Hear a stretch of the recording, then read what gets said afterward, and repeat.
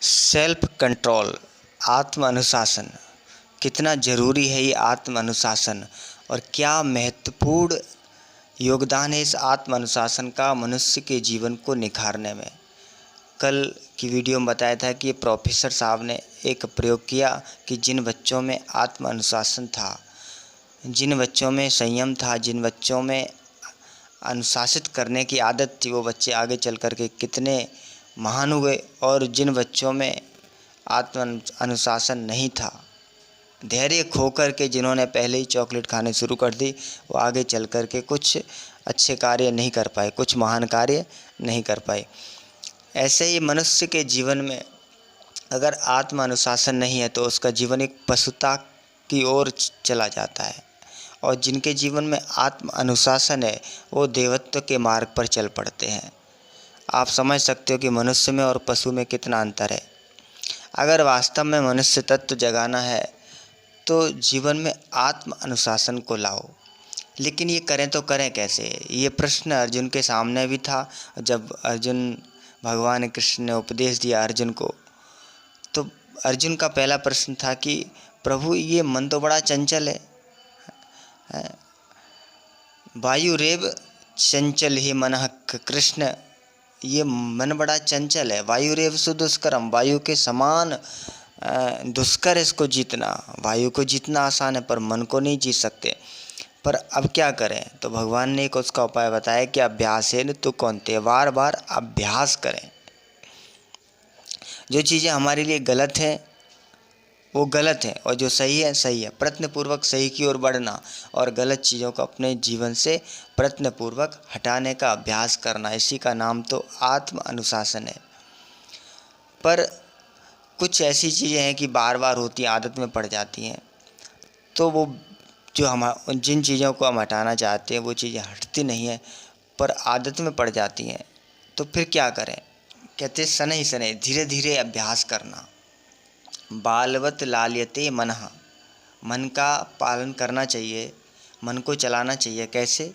कि बालवत, जैसे बालक को कभी फुसला कर, कभी भय दिखा करके, कभी कुछ, धीरे धीरे मन को सही रास्ते पर लाना चाहिए। और हमेशा याद रखो कि अगर आप हमेशा अपराध बोध से ग्रस्त रहोगे, अरे मेरे से तो ये गलत हो गया, मेरे से तो ये गलत हो गया, मेरे को ये करना था लेकिन ये हो गया, क्या करें क्या करें, अगर इस प्रकार की मन में घबराहट रहेगी, इस प्रकार मन में एक अपराध बोध रहेगा, हीनता की भावना रहेगी, तो आप कभी भी आत्म अनुशासन नहीं कर पाएंगे। सदैव हारते रहेंगे, सदैव हारते रहेंगे, क्योंकि आपके अंदर वो कॉन्फिडेंस नहीं जग पाएगा।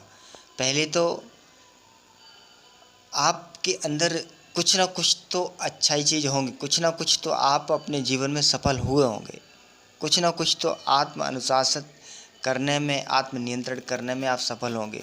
उस सफलता को याद करो, सोचो कैसे मैंने वो चीज़ें जो हमारे जीवन में गलत चीज़ें थी, कैसे हमने कुछ उन गलत चीज़ों को निकाल लिया। अगर हम उन गलत चीज़ों को निकाल सकते हैं तो हमारे जीवन में रही बची जो गलत चीज़ें हैं उनको भी निकाल सकते हैं।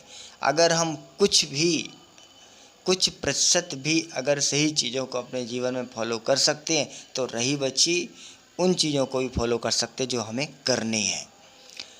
इस प्रकार अपने अंदर एक आत्मविश्वास रहेगा, आत्म कॉन्फिडेंस रहेगा आपको, तो आप बहुत जल्दी सफल हो जाएंगे।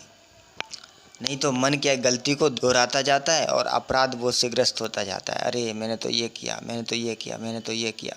नहीं, धीरे धीरे सकारात्मक, जितने अंश में आप सकारात्मक बनेंगे। हाँ, अपराध बोध जरूर होना चाहिए। आपने ऐसा नहीं कि आपने गलत किया और उसका अपराध बोध ही नहीं हो रहा है। आपको अगर अपराध बोध नहीं हो रहा है तो समझो आप मनुष्य तो हो ही नहीं, पशु के समान हो। गलत करके भी आपको अगर गलती का एहसास नहीं हो रहा है तो आप अपने को मनुष्य मत जानिए। अगर कुछ भी गलत होता है पता चलना चाहिए गलत हुआ है मुझसे और मुझे इसको निकालना है। आप कैसे निकालना है? कुछ सकारात्मकता भी अपने जीवन में लाएं, कुछ तो अच्छे कार्यों उनका चिंतन करें।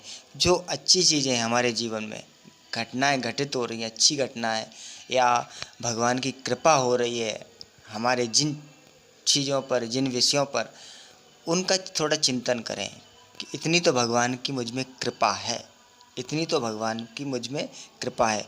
बहुत सारी ऐसी चीज़ें हैं, बहुत सारी ऐसी सहूलियतें हैं जो परमात्मा ने आपको यूं ही दे दी, जो आपको उन चीज़ों में सहायक है। उनका चिंतन करें और जिन चीज़ों को आपने निकालने में सक्षम हो गए उन पर भी थोड़ा प्रकाश डालें, कॉन्फिडेंस अपने मन में जगाएं।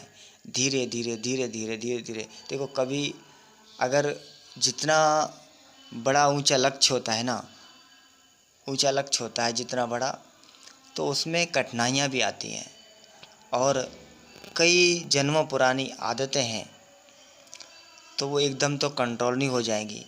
लेकिन अभ्यास करेंगे, धीरे धीरे धीरे धीरे करके अपनी दिव्यताओं को निखारते रहेंगे तो आपका जीवन ज़रूर दिव्य बन जाएगा, ज़रूर ज़रूर आपका जीवन उन्नत हो जाएगा।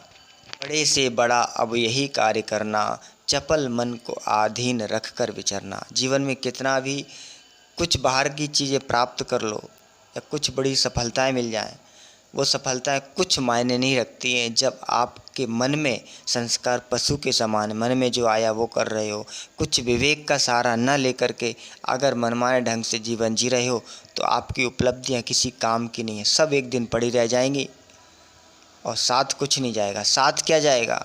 साथ यही जाएगा, आपने जो अपने अंदर जो दैवीय स्वभाव जागृत किया है, दिव्यता प्रकट की है, वो आपके साथ जाएगी।